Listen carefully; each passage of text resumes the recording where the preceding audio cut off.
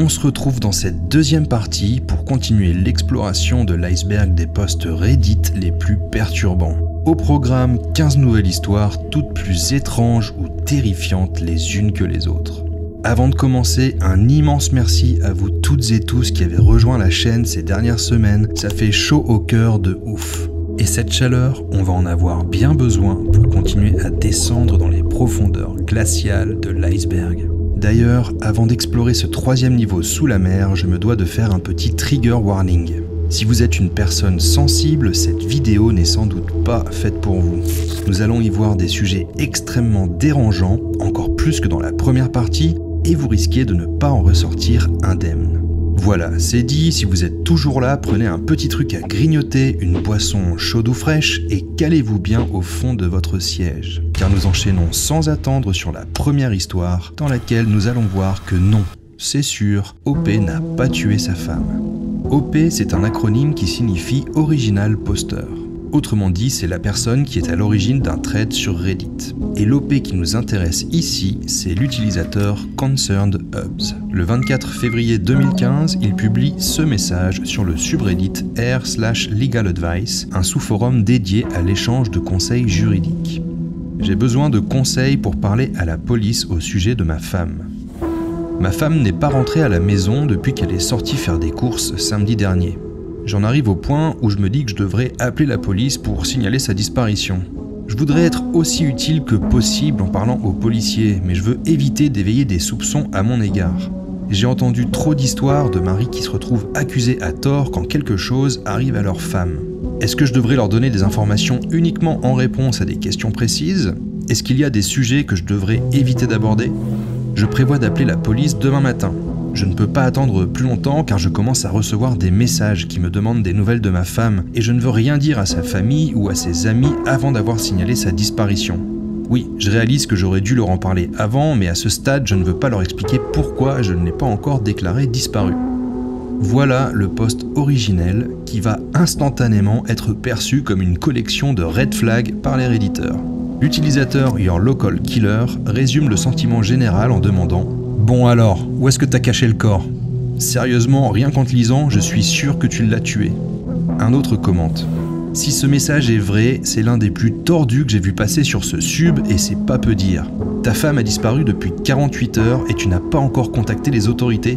La plupart des gens l'auraient fait au bout de quelques heures. Tu n'as pas contacté ses amis ni sa famille pour leur demander s'ils l'avaient vu, ni pour leur faire savoir qu'il y avait un problème. Même maintenant, tu prévois de contacter la police seulement demain matin en attendant encore 12 heures de plus sans aucune raison valable. Et avant d'appeler la police, ta principale préoccupation est d'éviter d'éveiller leurs soupçons. Tu poses des questions sur la manière de leur parler alors que ta femme a peut-être été kidnappée, blessée ou pire. Tu ne te préoccupes pas du tout de sa sécurité, seulement de la tienne. Les messages s'enchaînent et le redditeur répond à plusieurs d'entre eux de manière peu convaincante en affirmant que si, bien sûr, sa priorité c'est que sa femme rentre à la maison. Juste, il ne veut pas que les flics suivent une fausse piste en le soupçonnant lui. Quelques heures plus tard, il y a un rebondissement. Concerned Hubs édite son message pour ajouter ceci. Mise à jour. J'ai retrouvé un mot de ma femme disant qu'elle quittait la ville un moment pour passer du temps avec une vieille amie. Donc je n'ai pas besoin de signaler sa disparition pour l'instant. Je vais demander à sa meilleure amie d'appeler sa famille et ses amis pour leur faire savoir qu'elle va bien. Très convaincant, n'est-ce pas, le coup du mot retrouvé 48 heures plus tard et qui explique qu'en fait, tout va bien. L'utilisatrice hologramme Holly réplique. Mais genre, soit c'est un meurtrier en train de paniquer, soit c'est un troll. Mais sa femme aurait juste laissé un mot, il n'a même pas essayé de l'appeler quand elle n'est pas rentrée, et pourquoi ce n'est pas lui qui appelle sa famille? Tellement de what the fuck. Le posteur répond. Bien sûr que j'ai essayé de l'appeler et de lui envoyer des SMS. Pourquoi tu supposes que ce n'est pas le cas? Quant à savoir pourquoi elle m'a laissé un mot au lieu de m'appeler ou de m'envoyer un SMS, c'est sans doute parce qu'elle a perdu son téléphone ou que sa batterie est à plat. Quand j'essaye de l'appeler, je tombe directement sur son répondeur. Certains réditeurs ironisent sur le fait que plus l'OP répond et plus il s'enfonce, car il faut être honnête, tout est foireux dans ses réponses. Mais on franchit un nouveau cap lorsque l'utilisateur Jovial Grimace balance cette bombe. OP a posté un message dans Ask Reddit pour demander comment les gens laissent des notes pour leurs proches. Et dans le post en question, il demande en effet « Lorsque vous laissez une note à vos proches, vous le faites au stylo ou à l'ordinateur ?» Donc, non seulement OP demande à Reddit comment parler à la police pour éviter qu'on le soupçonne du meurtre de sa femme, mais en plus il se renseigne sur comment fabriquer de fausses preuves. En réaction aux gens qui lui disent « Mais dude, what the fuck ?», il efface rapidement ce deuxième message. Peu de temps après, Concerned Hubs fait une nouvelle mise à jour dans un commentaire. Il explique que sa belle famille a prévenu la police et qu'elle soupçonne également la meilleure amie de sa femme qui les a appelés pour leur dire qu'il n'y avait pas de souci à se faire. Résultat, ils se sont tous les deux réfugiés à l'hôtel pour la nuit. OP ajoute que c'est à cause de sa belle famille, avec qui il a visiblement de mauvais rapports, qu'il redoute d'être accusé injustement. Un peu plus loin, il ajoute « Je parlerai à la police demain et je leur donnerai la note. Je n'essaye pas de me cacher ou de fuir la police, je ne suis juste pas dans le bon état d'esprit pour leur parler aujourd'hui à cause du stress et du harcèlement de ma belle famille. » Le tout dernier commentaire d'OP est posté le lendemain. Cette journée a été à la fois épuisante et instructive. Une chose que j'ai apprise aujourd'hui, c'est que les flics locaux sont de sacrés idiots. Et c'est là-dessus que se clôt cette histoire, car Concerned Hubs n'a plus posté aucune mise à jour depuis. Alors, chacun aura sa théorie sur ce qui s'est réellement passé et je suis curieux de connaître la vôtre dans les commentaires. Pour moi, on a 3 options. Soit c'est un troll, après tout, on est sur Reddit, soit il dit la vérité. Il est innocent et il se pose des questions qui ne viendraient même pas à l'esprit de la plupart des gens. Soit il a bel et bien tué sa femme et il s'est mis à paniquer une fois le fait accompli. Si cette théorie-là est la bonne, le mobile du meurtre se trouve peut-être dans la relation qu'il entretient avec la meilleure amie de sa femme et dont il semble être très proche. La belle famille qui la suspecte, elle aussi, peut nous mettre la puce à l'oreille. Son dernier commentaire, qui dit que les policiers locaux sont de sacrés idiots, laisse à penser qu'il a réussi à les berner, à défaut d'avoir réussi à berner Reddit, pour qui il restera à jamais le posteur qui, bien sûr, c'est certain, n'a pas du tout assassiné sa femme. Houston Horror Hotel. Le 18 février 2013, l'utilisateur Joe Likes Music poste un message sur le subreddit dédié à la ville de Houston. Il y rapporte une expérience pour le moins intrigante vécue par un de ses collègues alors qu'ils étaient descendus à l'hôtel Zaza, un des établissements réputés de la ville. Son thread pose la question suivante. Que se passe-t-il avec la chambre 322 ? Il explique. On séjourne ici fréquemment lorsqu'on est en déplacement professionnel. L'hôtel était complet et mon collègue a réussi à obtenir une chambre non prévue. Nous avions tous des chambres normales, plutôt chic, et lui s'est retrouvé dans une sorte de donjon gothique. Sérieusement, dans sa chambre, il y avait une chaîne qui reliait le lit au mur, il y avait des peintures de têtes de mort et le portrait bizarre et effrayant d'un vieil homme. La chambre faisait environ un tiers de la taille normale et les meubles bloquaient une partie de la télé, du lit et de la fenêtre. On a posé la question à la réception et l'employé nous a répondu que cette chambre n'était pas censée être louée et il l'a immédiatement déplacée dans une autre. Quelqu'un sait-il ce qui se passe avec cette chambre ? Le Redditeur partage des photos de la chambre en question, la chambre 322.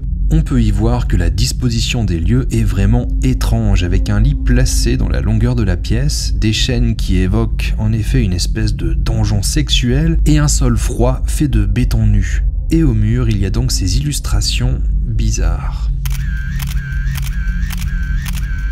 D'après les Redditeurs, le chiffre 322 et le symbole de tête de mort sont liés à Skulls and Bones, une puissante société secrète rassemblant des étudiants de Yale et dont les présidents Bush, père et fils par exemple, ont fait partie. La photo du vieil homme est celle de Jay Como, ancien directeur du Stanford Financial Group, qui a été arrêté en 2009 pour avoir monté un schéma de Ponzi avec son fonds d'investissement. Évidemment, à partir de là, les spéculations vont bon train. Est-ce que le Redditeur est tombé sur une chambre secrète réservée aux membres d'une certaine élite ? La nouvelle de cette chambre étrange à l'hôtel Zaza arrive jusqu'aux oreilles d'un journaliste du Houston Press, qui publie un article sur le sujet. Il contacte l'hôtel qui répond à ces questions en affirmant que la chambre est une chambre à thème appelée Hard Times et qu'elle évoque un séjour en prison. Vice consacrera également un article à cette affaire avec l'interview de la directrice de la communication de l'hôtel. Mais ce qui est étrange, et contrairement à ce qu'elle affirme, c'est que nulle part sur le site de l'hôtel on ne peut réserver cette chambre. Pas plus hier qu'aujourd'hui, comme vous pouvez le voir sur le site actuel de l'établissement. Cette chambre à thème n'est pas listée. Barely Sociable, un youtubeur américain, a consacré une vidéo entière à ce mystère de Reddit. Il y montre qu'avant l'histoire rapportée par le Redditeur, au moins une autre personne avait été placée par erreur dans cette chambre. Le management l'avait alors contacté et rapidement déplacé dans une autre en s'excusant. Il appelle également l'hôtel pour essayer de louer cette chambre, mais elle n'est pas plus disponible en réservant au téléphone qu'en passant par le site. Au final, Barely Sociable propose 2 théories pour éclaircir le mystère de cette chambre 322. Soit elle est gardée pour la direction de l'hôtel, la responsable de la communication avait d'ailleurs précisé que la chambre avait été occupée par le directeur de l'hôtel pendant plusieurs mois, soit cette chambre fait partie d'une opération marketing. Car pour un hôtel, il n'y a rien de tel qu'une histoire intrigante de fantômes, de crimes ou de chambres mystérieuses pour se faire un peu de publicité gratuite. L'hôtel aurait donc volontairement affecté cette chambre à quelques clients avant de les déplacer en urgence dans une autre, dans l'espoir qu'ils partageraient leur histoire en ligne et qu'elle deviendrait virale. Si c'est bien le cas, c'est réussi. Hills Have Eyes. Cette histoire a été postée par l'utilisatrice Wolfdream le 28 mars 2021 sur le subreddit Creepy Encounters, un sous-forum sur lequel les redditeurs partagent des rencontres qui, sans les avoir mis en danger immédiat, étaient particulièrement creepy et dérangeantes. Son post s'intitule « Le jour où je me suis cru dans le film La colline à des yeux ». L'histoire se passe en 2010, tandis qu'elle déménage de la Louisiane pour s'installer dans l'Oregon. Elle traverse le Texas au volant d'un camion de déménagement en compagnie de son chien, un pitbull de 2 ans. Elle roule sur une route particulièrement déserte lorsqu'elle se rend compte qu'elle va bientôt devoir faire le plein et que ça fait un bail déjà qu'elle n'a pas vu de ville ni de sortie d'autoroute. Alors qu'elle commence à craindre la panne sèche, elle voit une sortie vers un tout petit bled complètement paumé. Elle s'y engage, fait le plein à la station-service et retourne vers l'autoroute. Sauf que elle ne retrouve pas la bretelle d'accès. Elle peut voir l'autoroute de là où elle se trouve, mais impossible de retrouver le chemin pour y accéder. Elle fait le tour de la ville 4 fois avant de revenir à la station-service et de rentrer à l'intérieur pour demander de l'aide. Voici ce qu'elle raconte. Quand j'entre pour demander mon chemin, il y a un type maigre et quelconque avec des cheveux noirs qui pendent devant ses yeux et qui semble plutôt sale. Il n'est pas particulièrement creepy, mais il n'est pas très poli. Il ne me regarde pas dans les yeux, il reste concentré sur son magazine et il me dit de prendre une route qui me conduira jusqu'à l'autoroute environ 27 km plus loin. Pendant un moment, je suis abasourdi. Je lui fais remarquer que je n'ai pas conduit aussi loin pour entrer dans la ville. Je peux littéralement voir l'autoroute de là où on se trouve. Lui reste extrêmement décontracté, comme si que je suive ses instructions ou non, ce n'était pas son problème. Il me donne une explication sur la courbe de la route qui me semble incohérente. Toujours sans me regarder. Du genre, peu importe, je vous ai donné la route. Et puis il fait un signe de la main en direction de la porte. Lorsque je suis ressorti sur le parking, tout mon corps s'est mis à trembler et mon cœur s'est mis à battre la chamade apparemment sans raison. Je suis monté dans le camion et dès que j'ai mis la clé dans le contact, j'ai fondu en larmes. J'avais le sentiment terrible que quelle que soit la nonchalance avec laquelle il agissait, cet homme avait de mauvaises intentions. Je ne savais pas quoi, mais je savais qu'il était hors de question que je suive ses instructions. J'ai donc décidé que je n'en avais rien à faire si cette ville semblait tout droit sortie de la 4e dimension. J'allais conduire jusqu'à ce que je trouve la sortie, même si cela me prenait toute la nuit. C'est alors qu'un gros pick-up rouge s'est arrêté et qu'un homme texan typique en est sorti. Grand, costaud, en flanelle et en bottes de travail. Je me suis approché de lui et je lui ai demandé s'il pouvait me donner la direction de l'autoroute. Il m'a très joyeusement indiqué la direction d'un virage en épingle à cheveux, juste à la sortie d'un petit tunnel en béton devant lequel j'étais déjà passé plusieurs fois. Il m'a dit que les voyageurs étaient souvent désorientés parce que c'était difficile à voir et qu'il faudrait que la ville installe des panneaux, etc. Je lui ai demandé à quelle distance, en kilomètres, se trouvait l'autoroute. Il a alors ri et m'a jeté un regard amusé. « En kilomètres, mademoiselle ? Je dirais que c'est à 400 mètres tout au plus, vous pouvez voir l'autoroute d'ici. » À ce stade, je ne pouvais pas m'en empêcher, je devais savoir. Je lui ai demandé où m'auraient emmené les indications que l'homme de la station-service m'avait données. Le Texan m'a regardé très attentivement et m'a demandé comment j'avais entendu parler de cette route que seuls les gens du coin connaissaient. Je lui ai donc dit. Il est allé à son camion et a pris une carte dans sa boîte à gants. Il l'a étalée sur le capot de sa voiture et a tracé la route que je décrivais. Le chemin que l'homme de la station-service m'avait indiqué s'éloignait de la ville, de l'autoroute et menait apparemment au milieu de nulle part. Le Texan m'a dit que la route faisait environ 27 km juste avant de s'arrêter en plein milieu du désert. Je lui ai demandé ce qu'il y avait là-bas et il m'a dit qu'il n'y avait rien d'autre que des voitures en panne, quelques remorques et mobile homes, tous appartenant à la même famille. Cette famille était connue comme étant des fauteurs de troubles, des consommateurs de méthamphétamine et des alcooliques. Et l'employé en faisait partie. Je n'oublierai jamais le regard du Texan quand il m'a dit ça. Il m'a aussi dit que j'étais intelligente d'avoir écouté mon instinct et m'a conseillé de bien faire attention pour le reste de mon voyage. Je ne sais pas si l'homme de la station-service voulait ce qui se trouvait à l'arrière de mon camion ou ce qui se trouvait sur le siège du conducteur, mais heureusement, je n'ai pas eu à le découvrir. Oh, et j'ai appris que parfois les anges ressemblent à des texans aux cheveux roux. Merci à toi, étranger, tu as vraiment sauvé mes fesses et je me souviendrai toujours de toi avec beaucoup d'amour. Sacrée histoire, n'est-ce pas? Heureusement, elle s'est bien finie pour cette réditrice. On va passer rapidement sur cette histoire qui est juste bizarre.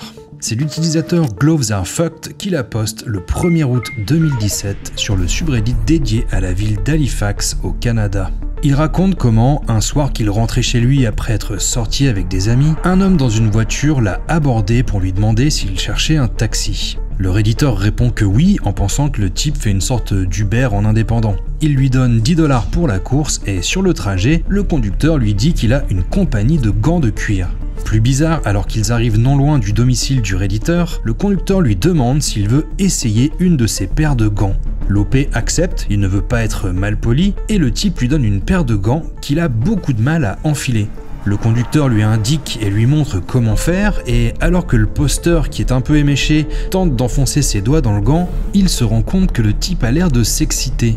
C'est là qu'il comprend que le gars doit avoir une sorte de fétiche face aux jeunes hommes qui enfilent des gants. Alors le but ce n'est pas de king-shame qui que ce soit, mais il trouve ça quand même bizarre et à la limite de l'agression, car il se sent contraint d'essayer des gants dans cette situation qui somme toute est très inconfortable. Quand il rentre chez lui, il raconte l'histoire à ses colocs en se disant qu'ils ne vont jamais le croire. Et eux lui répondent au contraire que ce type-là est connu en ville très précisément pour cela. Et pour preuve, lorsqu'il poste son message sur r/Halifax, l'OP se rend compte qu'il existe déjà plusieurs messages qui racontent peu ou prou la même chose que ce qu'il a vécu. Un autre redditeur confirme par ailleurs que le conducteur en question possède bien une compagnie de gants en cuir qui s'appelle Love the Glove. Et voici sa photo. Pour ceux qui voudraient chercher, vous trouverez cette vidéo sur YouTube où durant 7 minutes, dans un silence complet, il enfile des gants. Someone at the window. Le 26 janvier 2014, l'utilisateur You're Doing It Wrong poste ce message sur le subreddit r/WTF, qui est le subreddit dédié aux choses qui vous font dire What the fuck. Au nord, dans le chalet de mes cousins, je décide de prendre une photo panoramique. Je regarde par la fenêtre, il y a quelqu'un dehors. Le redditeur explique dans un commentaire « Dans le chalet de ma famille, nous étions environ 7, tout le monde a fait une promenade de 200 mètres jusqu'à la maison des voisins. Environ 1 heure après leur départ, j'ai pris une photo panoramique pour montrer à ma femme où je me trouvais. Je sais que ce n'était pas un membre de ma famille car ils ne sont revenus que 3 heures plus tard. J'ai regardé dehors et il y a des traces de pas depuis les bois qui passent autour de la cabane puis vont à l'endroit où la silhouette se tenait. Vous ne le voyez pas? Voici l'intrus. Je pense qu'on peut le dire, c'est bien creepy, surtout qu'a priori la cabane était située dans un endroit plutôt paumé. Enfin, il y a un je ne sais quoi dans cette silhouette, l'ombre au niveau de la main, qui me fait penser à Freddy Krueger, le personnage de film d'horreur. Vous trouvez pas? L'histoire suivante est sérieusement hardcore et je n'exagère pas en disant qu'elle m'a mis la nausée. Donc les amis, vous êtes prévenus, allons-y. Aux alentours du 14 février 2021, pour la Saint-Valentin donc, l'utilisatrice Ceprol poste ce message aujourd'hui supprimé. J'ai enlevé la graisse de ma joue et je l'ai mangée. La redditrice, une étudiante d'origine estonienne, y explique. Je passe mon permis moto et j'adore ça, mais je trouve que les casques sont inconfortables. J'ai les joues potelées et les parois de mon casque les compressent. Ça me donne des aftes dans la bouche. Alors je me suis dit, pourquoi ne pas simplement affiner mes joues ? Il existe une procédure chirurgicale qui consiste à enlever les coussins graisseux qui se trouvent à l'intérieur des joues. Pour la petite anecdote, ces boules adipeuses s'appellent boules de Bichat en français. Bref, Ceprol explique qu'en Estonie, l'opération coûte 1 290 €. Mais, dit-elle, je suis une étudiante pauvre et je n'ai pas cette somme. Alors j'ai regardé sur YouTube des vidéos de l'opération réalisées par des chirurgiens. Ils disent tous que c'est une procédure facile, simple et rapide. Alors je me suis dit, pourquoi ne pas économiser ces 1 290 € et le faire moi-même ? Donc j'ai commencé à rassembler du matériel. Un couteau de bricolage trouvé dans mon sous-sol, je n'ai pas la moindre idée à qui il appartient, c'est un sous-sol partagé, du désinfectant à l'éthanol, des pinces à épiler et un spray anesthésiant qu'on utilise pour les gorges profondes. Car bien que j'adore la douleur, je doutais de pouvoir m'ouvrir la joue et retirer le coussin graisseux sans anesthésie. J'ai essayé de commander un mini kit de suture sur Amazon avec des points de suture, une aiguille, un couteau médical et une pince à épiler, mais ma carte n'a pas été acceptée et j'ai fini par lâcher l'affaire. Bon, j'aime bien qu'elle précise qu'elle kiffe la douleur, vu ce qu'elle prévoit de faire, mieux vaut avoir un petit côté masochiste en effet. Mais continuons. Seprol explique qu'elle a pu procéder à l'opération après avoir emménagé dans sa chambre universitaire, où elle habite désormais seule. J'ai passé 2 heures le matin à essayer d'atteindre la boule de Bichat dans une de mes joues, mais j'arrêtais pas de frôler l'évanouissement, alors j'ai abandonné. Dans la soirée, j'ai réessayé. Pour couper la chair, au lieu du couteau de bricolage, j'ai utilisé les ciseaux de mon petit couteau suisse. L'effet de l'anesthésie n'arrêtait pas de s'estomper, donc clairement ce n'était pas sans douleur, mais j'ai fini par atteindre la graisse. Au cours de la première heure, j'ai largement eu le temps de réaliser qu'il n'y avait rien de facile, simple ou rapide dans cette procédure. C'était un vrai merdier, le sang recouvrait tout, je ne voyais que du rouge à l'intérieur de ma bouche. Retirer le coussin de graisse a été une autre paire de manches. C'était une sensation étrange, comme si je m'arrachais une dent mais à l'intérieur de la joue. Puis j'ai touché une veine et le sang a commencé à couler de partout. Bref, ça m'a pris 3 heures en tout et pour tout pour une seule boule de Bichat parce que je n'avais aucune idée de ce que je faisais. Mais bon, c'est en forgeant qu'on devient forgeron, hein. Arrivé à ce stade, vous vous dites sans doute que ça ne peut pas devenir pire et que même c'est probablement du mytho tout ça. Eh bien, détrompez-vous, Seprol partage les photos de son opération et du morceau de graisse qu'elle a retiré. Bien évidemment, je ne peux pas vous les montrer ou seulement flouter, mais si vous tenez vraiment à les voir, elles sont sur mon subreddit, le lien est dans la description. Et maintenant, on finit avec la cerise sur le gâteau. Le jour suivant, ma joue était très enflée, mais c'était une réaction attendue. J'ai gardé la partie grasse, la boule de Bichat, et j'ai décidé de la mettre sur le sandwich que je m'étais préparé pour le petit déjeuner, avec un peu de poivre, parce que, on ne gaspille pas de la bonne nourriture.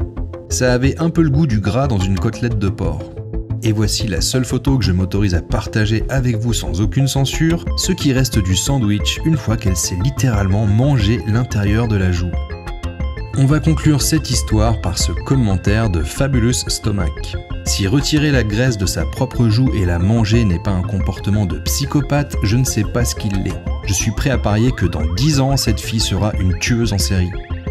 Il reste encore quelques années pour le découvrir, mais c'est clair que what the fuck, cette histoire était vraiment barrée. En me demandant en quoi Seprol pouvait être étudiante, sans doute un truc dans le domaine médical, ça m'a fait repenser au film Grave de Julia Ducournau à propos de 2 sœurs en école vétérinaire qui ont des pulsions cannibales. Excellent film, soit dit en passant, je vous le conseille, grave. Et puis ça m'a aussi fait penser à cette autre histoire qu'on a vue dans la partie 1, celle de l'homme qui a mangé son pied. Sauf que là, je sais pas, le fait qu'elle mange un truc en provenance de l'intérieur de sa bouche et qu'elle le mange cru en plus, je trouve ça encore plus perturbant.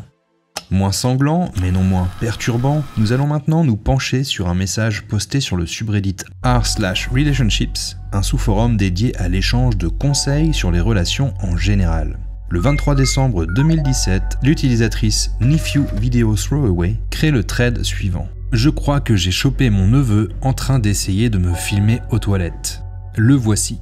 Alors, l'histoire, c'est que mon neveu, qui a 18 ans, passait la nuit chez nous. C'est le fils de la sœur de mon fiancé, et je le connais depuis qu'il est tout petit, depuis qu'il porte des couches-culottes. Ce soir, j'avais décidé de me faire les ongles et mes affaires étaient dans la salle de bain. Mon neveu s'y trouvait déjà, alors j'ai attendu. Quand il est sorti, je suis allé chercher mes affaires, et c'est en les bougeant que le vieil iPod de ma fille, qui a 7 ans, est tombé de dessous un sac. J'ai remarqué qu'il était allumé et qu'il enregistrait. Au début, j'ai pensé que c'était ma fille qui essayait de faire une farce ou de filmer un fantôme ou quelque chose du genre, mais l'enregistrement n'était lancé que depuis 5 minutes. J'ai visionné la vidéo et la caméra filmait directement vers les toilettes. Autrement dit, elle aurait filmé mes fesses en train de s'asseoir sur le siège. J'ai rangé l'iPod dans mon sac et 3 minutes après que je sois sorti des toilettes, mon neveu est retourné dans la salle de bain. Il est ressorti aussitôt pour aller directement dans la chambre d'amis. Je n'ai rien dit et lui non plus. Je ne sais pas si je dois l'ignorer ou si je dois en parler à mon fiancé demain matin. What the fuck? Les redditeurs lui rappellent que ce que son neveu a fait constitue un acte criminel et ils lui disent qu'elle devrait évidemment en parler à son fiancé ainsi qu'à ses parents. D'autres lui conseillent de faire une copie de la vidéo pour garder la preuve et même de déposer plainte car ce genre de comportement pourrait annoncer des actes à venir encore plus graves. La redditrice fait une mise à jour le lendemain. Mon fiancé est sorti du travail et nous sommes allés faire un tour en voiture. Honnêtement, je ne savais pas comment aborder le sujet mais j'ai fini par le faire. Il était furieux. Il a appelé sa sœur et lui a fait savoir que nous devions parler. Elle viendra donc demain matin. Je ne vais pas aller à la police, je suis désolé mais je ne peux pas. Si sa mère pense que nous devrions le faire, alors nous le ferons. J'espère vraiment que c'était juste une sorte d'attirance déplacée pour moi et qu'il a vu le vieil iPod de ma fille et qu'il s'est dit « pourquoi pas ?» Merci à tous d'avoir pris le temps de donner des conseils dans cette situation extrêmement embarrassante. Je vais continuer à essayer de répondre à toutes les questions. Et c'est sur cette note que se conclut cette histoire, puisque la réditrice n'a plus donné de nouvelles après ce dernier message. Surveillance. Cette histoire est postée le 12 novembre 2013 sur le subreddit Let's Not Meet par un utilisateur dont le compte a depuis été supprimé. À l'époque, je vivais avec mes parents et ma sœur à Brisbane en Australie. Mon père venait de s'inscrire à Foxtel, qui est la télévision par câble australienne. Mais seule la télévision du salon pouvait utiliser le boîtier. Et de mon côté, je voulais vraiment l'avoir aussi dans ma chambre. Alors mon père a acheté un émetteur-récepteur AV pour que je puisse capter le signal. Voici une photo que j'ai prise de l'installation. Ma petite sœur, 16 ans à l'époque, était la seule autre personne à la maison à ce moment-là. J'ai branché le boîtier et fait des tests jusqu'à ce que j'obtienne enfin quelque chose. L'image a commencé à apparaître brouillée et c'est là que les choses ont commencé à ressembler à un film d'horreur. Je me souviens avoir pensé « Ah, ça y est !» en attendant de voir l'image clairement. Et au fur et à mesure que l'image s'éclaircissait, je me suis souvenu que le décodeur en bas n'était même pas allumé. Mais alors, pourquoi je recevais un signal ? Pendant que je prenais conscience de cela, l'image est devenue claire et j'ai vu un lit. Voici la première photo que j'ai prise. J'ai flippé car sur le coup j'ai pensé que c'était mon lit. J'avais récemment vu Saw 2 et je me souvenais de la scène où la fille allume la télé et voit une caméra qui filme dans son appartement. C'est la première chose à laquelle j'ai pensé. J'ai couru à l'étage jusqu'à ma sœur absolument terrifiée. Je lui ai dit de descendre et de jeter un coup d'œil. Elle est descendue et nous avons toutes les deux réalisé que ce n'était pas mon lit. Nous ne savions pas à qui il appartenait ni comment je recevais ce signal. De toute évidence, c'était le récepteur AV qui captait ces images mais nous ne savions pas du tout d'où elles provenaient. Puis, mes parents sont rentrés à la maison et nous avons conclu que ce devait être la caméra d'un voisin. Nous avons attendu jusqu'à environ 18h, heure à laquelle quelqu'un est entré dans la pièce. Mon père a reconnu un de nos voisins. Nous ne savions pas à quoi pouvait leur servir la caméra, mais nous avons supposé que c'était un des deux qui, dans le couple, l'avait installé pour voir si l'autre le trompait. C'était soit ça, soit ils s'en servaient pour filmer leurs ébats. On a aussi envisagé l'idée que le voisin était un tueur en série et qu'il se filmait en train de tuer les gens dans sa chambre, mais c'était juste pour se faire peur. Nous nous sommes connectés à ce signal pendant plus d'une semaine, puis après quelques jours, la nouveauté s'est estompée. On se sentait un peu bizarre à le regarder comme ça, alors on s'est résigné à l'idée que c'était pour surprendre sa femme en train de le tromper. Jusqu'au jour où, en l'allumant, nous avons enfin compris ce que nous avions découvert. Nos voisins étaient en train de faire des travaux de rénovation dans leur maison. En semaine, ils étaient donc absents et plusieurs ouvriers travaillaient sur place pendant la journée. Nous avons commencé à regarder en direct et avons vu un homme entrer dans la chambre. C'était le plombier qui était là pour les rénovations. Nous n'en avons rien pensé jusqu'à ce qu'il se mette à ouvrir les tiroirs de la commode. J'ai appelé ma mère et nous l'avons vu qui prenait les sous-vêtements de la femme et qui les reniflait, ce qui était super creepy. Au début, on s'est dit « Oh mon Dieu, c'est embarrassant, en plus il est filmé, est-ce que les voisins vont voir ça ?» Mais ce qui s'est passé ensuite est encore beaucoup plus terrifiant. Il s'est lentement approché de la caméra et a regardé droit dans l'objectif. Nous étions convaincus qu'il savait que nous regardions. Ma mère a immédiatement appelé mon père. Moi j'ai continué à regarder et j'ai vu le plombier qui commençait à tripoter la caméra puis qui l'a reposée. J'ai dit à ma mère que je ne pensais pas qu'il savait que nous regardions, mais que c'était certainement lui qui avait mis la caméra là. Quand papa est rentré, il est allé voir les voisins pour leur dire ce qu'on avait vu. Ils n'avaient aucune idée de ce dont on parlait. Ils ont donc permis à mon père de monter dans leur chambre et il a trouvé la caméra dans un dispositif qui servait à surveiller la consommation d'eau. Le plombier l'avait installé dans le mur avec une caméra placée derrière pour surveiller le lit. Les voisins ont appelé la police qui a mené une enquête. C'était vraiment effrayant de penser qu'il y avait peut-être des choses comme ça cachées dans leur maison ou dans la nôtre. Après quelques semaines, ma mère a demandé à la femme d'à côté ce qui s'était passé. Elle lui a dit que la police avait découvert que le plombier venait la nuit dans notre rue, qu'il s'asseyait dans sa voiture aux vitres teintées et regardait ce qui se passait dans leur chambre sur son ordinateur portable. Quand ma mère m'a raconté ça, j'ai flippé. Car plusieurs nuits, lorsque je rentrais tard de chez mes copines, j'avais vu un break garé dans la rue à une trentaine de mètres de notre maison. Il n'était jamais là pendant la journée, seulement la nuit. Je passais toujours devant et je regardais mon reflet dans les fenêtres en supposant que personne n'était à l'intérieur. Ça m'effraie toujours autant de savoir que c'était juste ce putain de plombier flippant assis à l'intérieur sur son ordinateur portable qui regardait la caméra cachée dans la chambre de mes voisins. Bref, c'est mon histoire, tout est vrai et même si ça me fait encore peur aujourd'hui, mes amis et moi en rigolons bien. On entend souvent parler d'histoires de ce genre dans des Airbnb où les propriétaires ont caché des caméras dans la salle de bain ou dans la chambre à coucher. Se dire qu'on est peut-être espionné chez soi, peut-être même en ce moment, alors qu'on se croit dans l'intimité et la sécurité, est encore plus flippant, je trouve. Hikers. L'histoire suivante a été partagée le 5 avril 2014 dans les commentaires d'un thread sur Ask Reddit qui posait cette question. Randonneur et backpacker de Reddit, quelle est la chose la plus bizarre ou la plus effrayante que vous ayez trouvée en randonnée? L'utilisateur Gadela08 répond. Mes amis et moi avons trouvé une jeune fille de 22 ans, le visage dans la boue, les 2 jambes fracturées, elle n'avait pas de téléphone portable, pas d'eau, pas de nourriture et rien pour la garder au chaud. Son ami était mort. Il partage les photos du sauvetage, mais aussi celles qu'il avait prises avant de se rendre compte que la fille était là, tandis que lui et ses amis escaladaient la petite falaise au pied de laquelle elle était tombée. Voici la photo sur laquelle on distingue le mieux la randonneuse. Comme l'explique le redditeur, elle avait chuté pendant la nuit. Son ami était sans doute parti chercher de l'aide et il est mort à une centaine de mètres de là.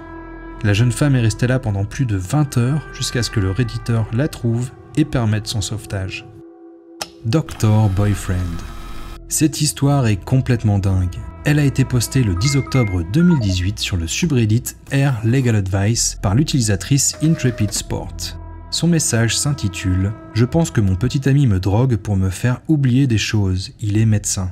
La redditrice explique que depuis quelque temps, elle a des trous de mémoire. C'est un trouble assez perturbant, mais elle l'expliquait par la fatigue ou le surménage. Elle pensait d'ailleurs évoquer le problème avec son copain qui est médecin ORL, quand elle a remarqué que ces pertes de mémoire se produisaient lorsqu'elle était avec lui. Voici ce qu'elle raconte. Je sais que ça va paraître fou, mais je me suis réveillée plusieurs fois avec du sperme séché sur les seins sans aucun souvenir de la nuit précédente. Je sais que c'est lui parce que, sans entrer dans les détails, il aime ce genre de choses plus que les autres gars. La première fois que c'est arrivé, on avait bu et j'ai pensé que c'était à cause de l'alcool. Mais ensuite, il y a eu quelques fois où je sais que nous n'avons pas bu. J'avais décidé de rompre avec lui à cause de ça, quand je me suis soudain retrouvé à un rendez-vous avec lui plusieurs jours plus tard. Je n'avais pas encore eu le temps d'évoquer la rupture. Je me souviens juste de me retrouver au restaurant, mais de rien avant cela. Ma voiture et la sienne étaient sur le parking, j'étais vraiment confuse. Mais quand il m'a demandé de venir chez lui, j'ai décidé de jouer le jeu. Et après 3 jours à son appartement, je n'avais plus aucune perte de mémoire et j'ai recommencé à lui faire confiance. J'allais lui poser des questions sur mes problèmes quand, par hasard, il m'a montré ses boutons rouges sur ma cuisse et m'a dit que je devais soigner ses plaies. J'avais complètement oublié qu'elles étaient là, ces petites bosses rouges qui ressemblent à des piqûres d'aiguilles qui se sont infectées. J'étais tellement effrayé qu'il en parle que j'ai décidé de partir. Le lendemain, il est venu me voir pour vérifier que tout allait bien et je me souviens m'être à nouveau réveillé dans mon lit avec du sperme séché sur la poitrine. Puis aujourd'hui, il m'a rejoint pour déjeuner en disant que nous avions convenu de nous rencontrer. Je n'ai jamais convenu de le voir. Il fait cela tout le temps en disant que nous étions d'accord pour faire des choses sans que j'en ai aucun souvenir. J'en ai assez et je veux qu'il soit puni. Tout cela a également commencé à affecter ma vie professionnelle. Je deviens paranoïaque lorsque je vois mon patron entrer dans une pièce. J'ai peur qu'il soit sur le point de me virer. Mes amis me disent également que j'agis de façon étrange, comme si je n'étais pas moi-même. J'ai d'ailleurs commencé à perdre le sommeil et à faire du somnambulisme. Y a-t-il un moyen de faire des analyses de sang pour savoir quel type de drogue il utilise sur moi ? Je ne veux pas que la police ignore ma plainte et pense que je suis une folle, alors je veux être sûr de moi quand j'irai porter plainte. Alors cette histoire, vous serez sans doute d'accord, est juste extrêmement étrange. La possibilité que son petit ami la drogue et abuse d'elle pendant qu'elle est inconsciente ou dans un état second est déjà gravissime. Mais cette fin de message donne carrément l'impression qu'elle est en train de sombrer dans la folie, dans la paranoïa. Du coup, rétrospectivement, on se demande ce qu'il en est vraiment de ces accusations et si elles sont réelles. Et là, je tiens à vous le dire, vous n'êtes pas prêts. Dans la section commentaires, on trouve ce message. Tu as mentionné des boutons rouges sur ta cuisse, de l'insomnie, des pertes de mémoire, de la paranoïa et de l'anxiété. Retire les draps de ton matelas s'il te plaît. Regarde dans les petits plis s'il y a des taches brunes ou des flocons bruns incrustés. Ces symptômes sont étrangement similaires à ce qui est arrivé à un de mes amis. On pensait qu'il devenait fou et il s'est avéré qu'il faisait une réaction aiguë aux piqûres de punaises de lit. Tu as mentionné te souvenir de tout ce qui s'était passé chez lui, mais dès que tu es rentré chez toi, tout a recommencé. Les punaises de lit peuvent provoquer des symptômes psychologiques si la réaction est suffisamment grave. À ta place, je vérifierai en premier lieu le rebord du matelas pour voir si tu as des punaises de lit. Les punaises de lit, si vous ne connaissez pas, ce sont de petits insectes qui infestent les matelas et se nourrissent du sang des dormeurs pendant la nuit. C'est un nuisible dont il est extrêmement difficile de se débarrasser. Voici la réponse de la réditrice. Attends, sérieux? Est-ce que ça ressemble à du chocolat sec ou à des petites crottes le long de la couture du matelas? Tout à fait, c'est ce que tu vois? Oui, tout le long du côté gauche de mon matelas, près du mur. On dirait que ça colle avec ce que tu racontais. Et que ça explique pourquoi, après 3 jours passés chez son copain, ses problèmes de mémoire disparaissaient. C'est une histoire complètement dingue, je pense que vous en conviendrez. Mais il y a peut-être une histoire derrière l'histoire. Une explication moins extraordinaire, mais que je me dois de partager avec vous avant de passer à la suite. Tout en haut des commentaires, un modérateur du subreddit a épinglé ce message. OP, les mods ont reçu un message d'un médecin qui affirme que les punaises de lit ne peuvent pas causer les symptômes que tu décris dans ton message. Il te suggère de consulter un médecin pour obtenir de l'aide. Et du coup, j'ai fait quelques recherches et même si les punaises de lit peuvent causer des troubles mentaux, il n'y a rien qui soit vraiment comparable à ce que la réditrice décrit. Et sur un autre thread qui parle de cette même histoire, j'ai trouvé ce commentaire qui propose une hypothèse plus terre à terre. Air-Legged Advice compte beaucoup de trolls qui aiment s'exercer à l'écriture créative.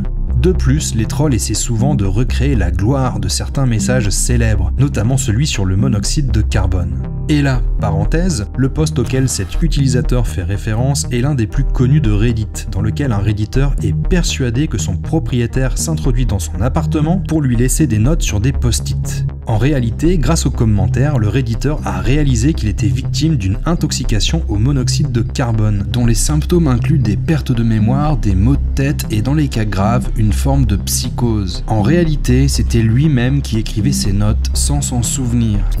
Bref, ce que suggère MSOP dans son commentaire, c'est qu'il est un peu trop commode que la théorie de la psychose des punaises de lit ait été découverte si rapidement.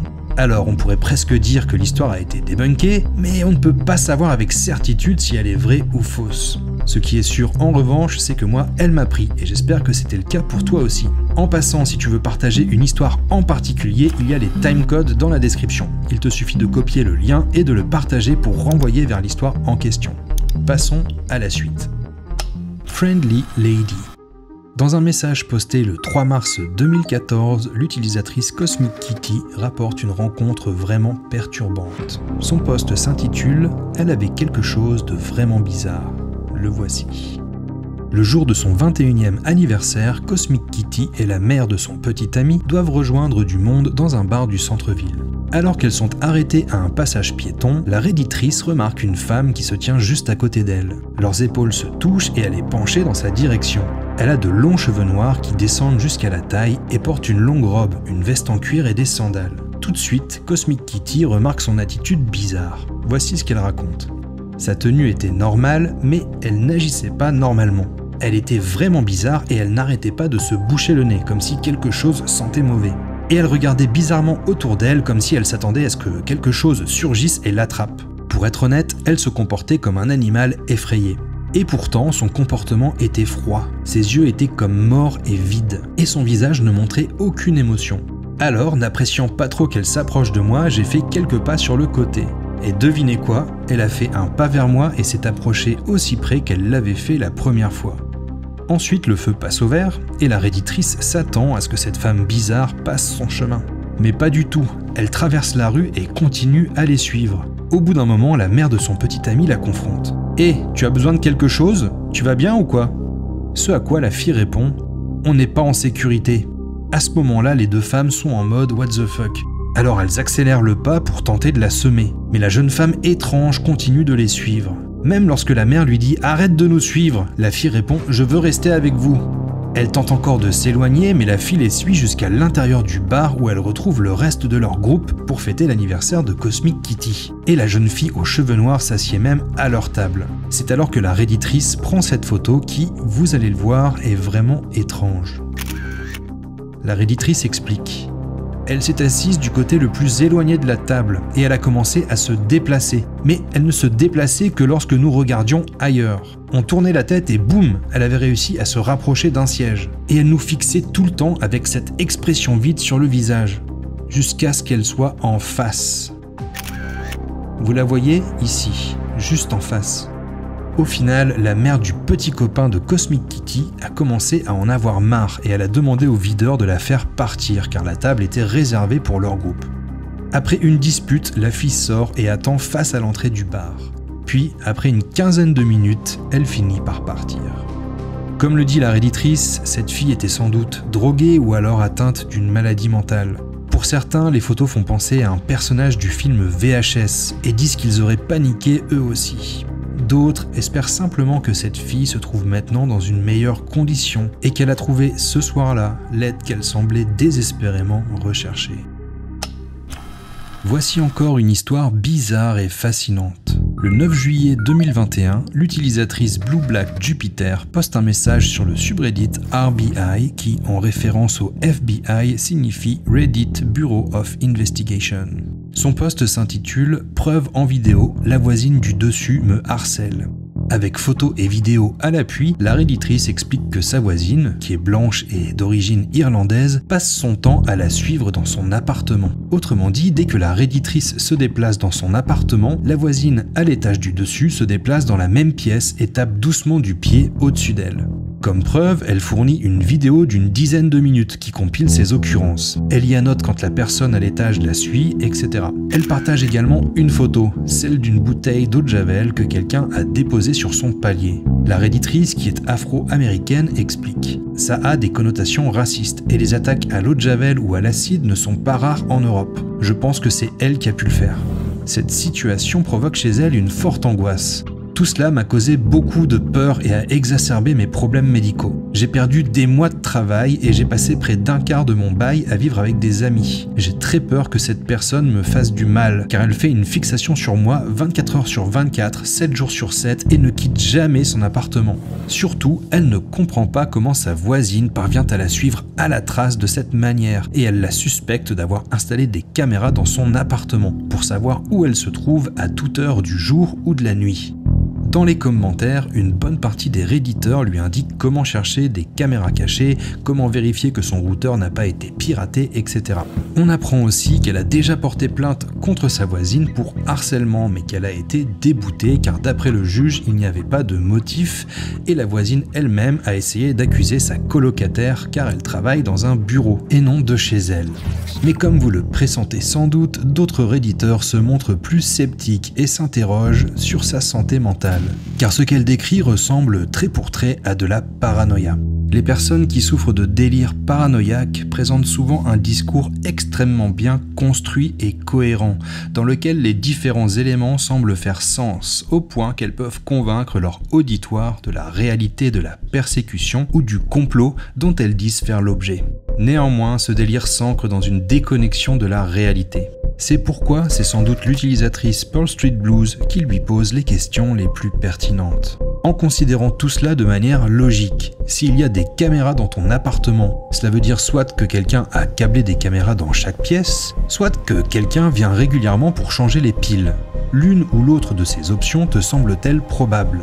Aussi, à quelle fréquence ce harcèlement se produit-il ? Juste une fois par jour, une fois par semaine, toute la journée, tous les jours ? Cette personne ne mange pas, ne dort pas, ne se douche pas ? N'a-t-elle rien de mieux à faire que de passer chaque instant de sa vie à t'observer et à te suivre partout ? Cela te semble-t-il probable ?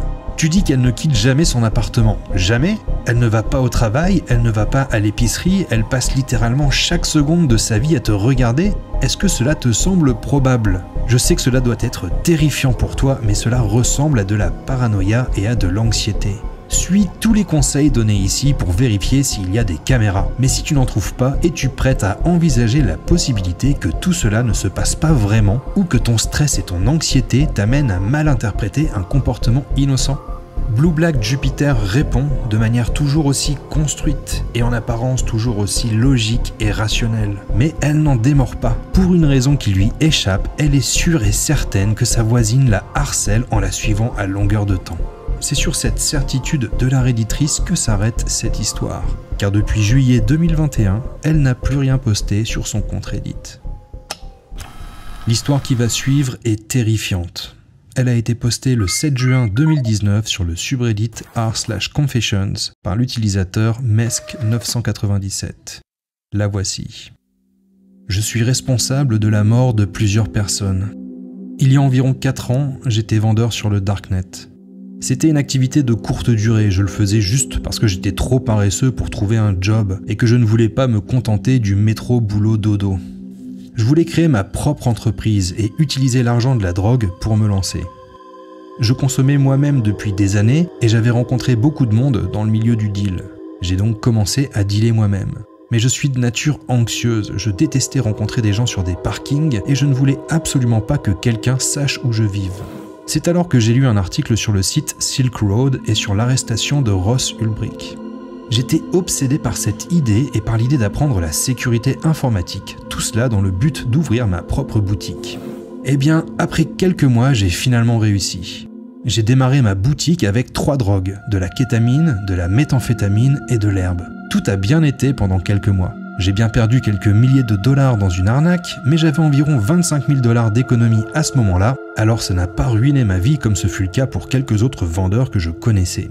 Et puis, j'ai fini par rencontrer un grossiste qui avait tout ce que je voulais. Mescaline, LSD, champignons, PCP et même du fentanyl.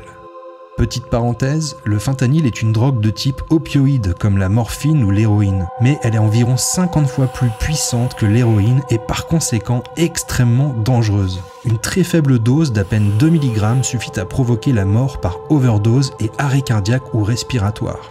Selon Wikipédia, entre 2014 et 2016, les surdoses mortelles de fentanyl aux États-Unis ont augmenté de 540%, avec 20 100 décès en 2016 causés par ce produit, en faisant la première cause de mortalité parmi les 64 000 décès recensés dus à l'usage de drogue. C'est d'ailleurs d'une overdose de cette drogue qu'est mort, par exemple, le chanteur Prince.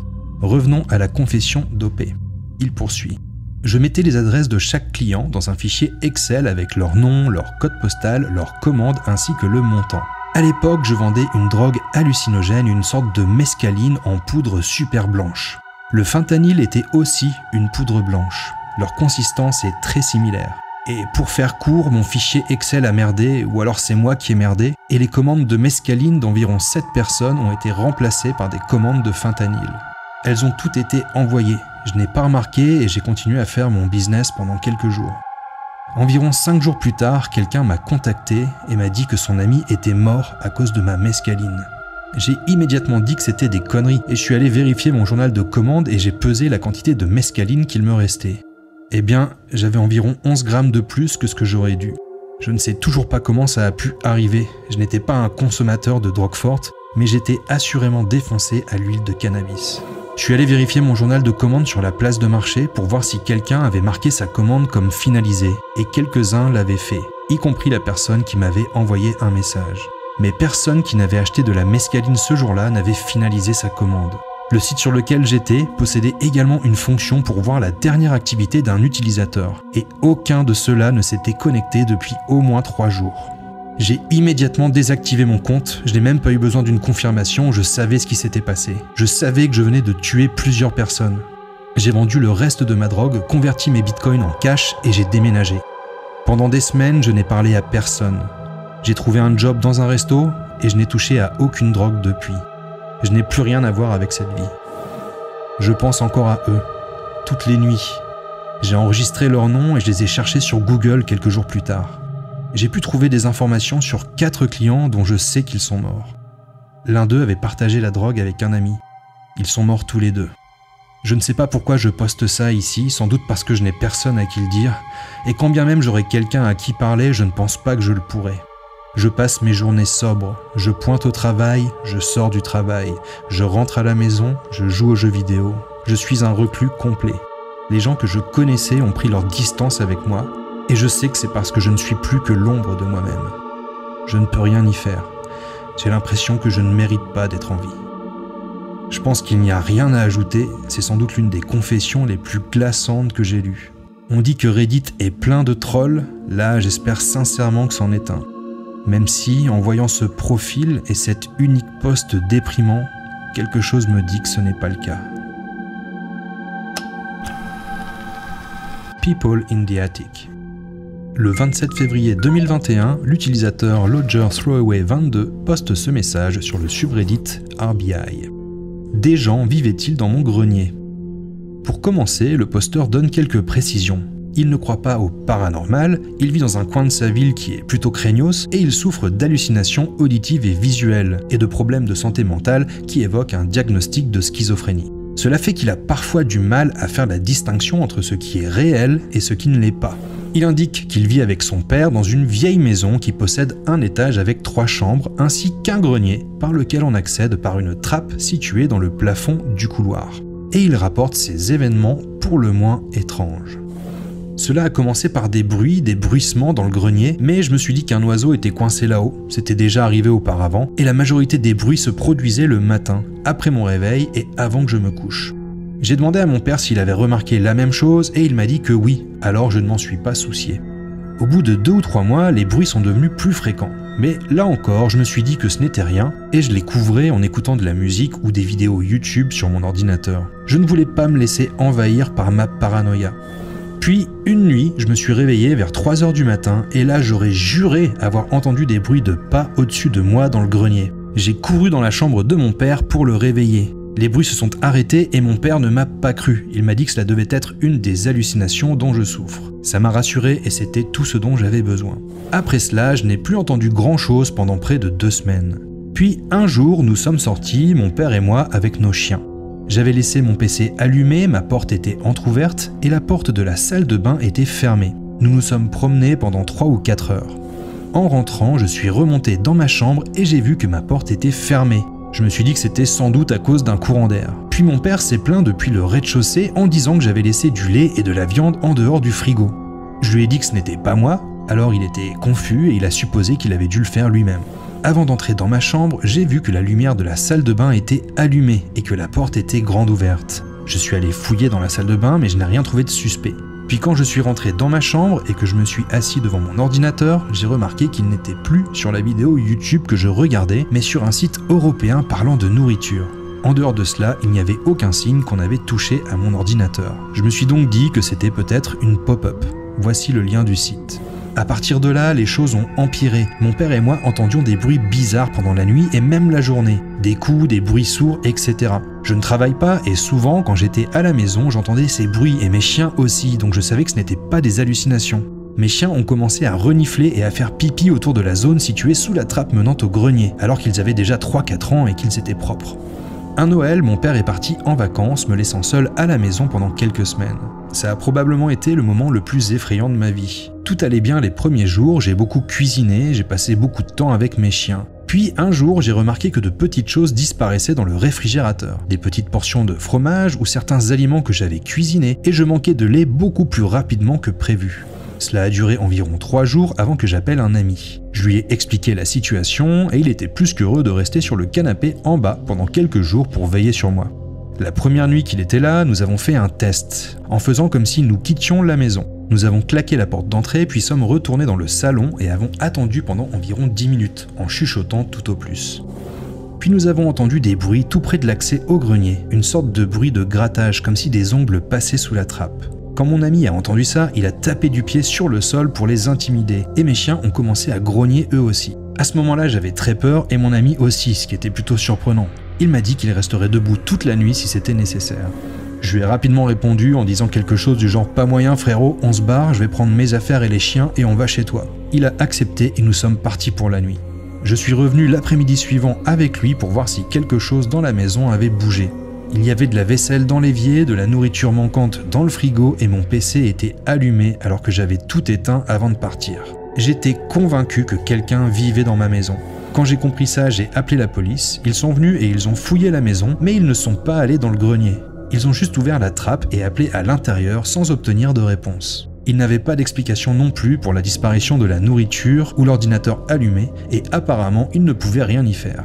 J'ai refait mes bagages et je suis parti et cette fois mon ami m'a déposé chez ma mère où je suis resté quelques jours avec mes chiens. À mon retour, un de mes voisins m'a interpellé au moment où j'entrais dans la maison. Il savait que mon père était absent et m'a dit « On a vu 2 personnes escalader la clôture de votre jardin pendant que vous étiez partis. » Ce n'était pas inhabituel que des choses étranges se passent dans le quartier, mais là, c'était vraiment trop bizarre. Je suis entré dans la maison et j'ai remarqué qu'elle était comme quand j'étais parti. Rien n'avait bougé et aucune nourriture n'avait disparu.